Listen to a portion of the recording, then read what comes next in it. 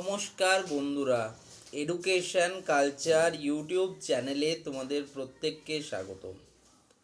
তোমরা যারা 2025-26 শিক্ষাবর্ষে ডিপ্লোমা ইঞ্জিনিয়ারিংয়ে অ্যাডমিশান নিয়েছো, তাদের এবং যারা অলরেডি অ্যাডমিটেড ক্যান্ডিডেট তাদের জন্য প্রত্যেক বছর বা প্রত্যেক অ্যাকাডেমিক সেশনে কিন্তু একটা অ্যাকাডেমিক ক্যালেন্ডার পাবলিশ করা হয় স্টেট কাউন্সিলের পক্ষ থেকে, যেটা কিন্তু এআইসিটিই অর্থাৎ all India council of technical education দ্বারা অ্যাপ্রুভড হয়। তো সেই যে অ্যাকাডেমিক ক্যালেন্ডার, সেই অ্যাকাডেমিক ক্যালেন্ডার কবে পাবলিশ হবে এবং সেই অ্যাকাডেমিক ক্যালেন্ডার অনুযায়ী কবে তোমাদের কি প্রক্রিয়াকরণ হবে সেটার কিন্তু দিক নির্দেশ থাকে। তবে এবছর আমরা নভেম্বর মাসে আজকে চলে এলাম, এখনও অবধি কিন্তু এবছরের যে অ্যাকাডেমিক ক্যালেন্ডার সেটা কিন্তু পাবলিশ হয়নি এবং তার ফলেই স্টুডেন্টরা চিন্তিত।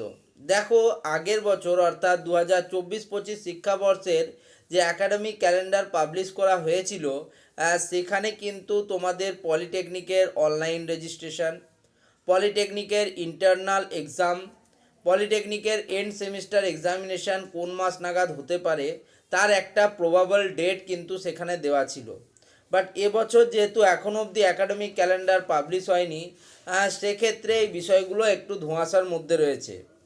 এখনও অবধি স্টেট কাউন্সিলের যা লেটেস্ট আপডেট সেই অনুযায়ী তোমাদের জানুয়ারি 2026-এ কিন্তু তোমাদের সেমিস্টার এক্সামিনেশান হতে পারে বা হবে। কিন্তু তোমাদের এই যে কবে থেকে এক্সাম শুরু হতে পারে বা তোমাদের সবার প্রথম প্রসেস হচ্ছে অনলাইন রেজিস্ট্রেশন না হলে তোমাদের এক্সামিনেশন হবে না, অ্যাডমিট কার্ড পাবলিশ হবে না, এক কথায় কিছুই হবে না। তো সেই রেজিস্ট্রেশনটা কবে হবে সেই রিলেটেডও কিন্তু এখনও অবধি নোটিশ পাবলিশ করছে না স্টেট কাউন্সিল।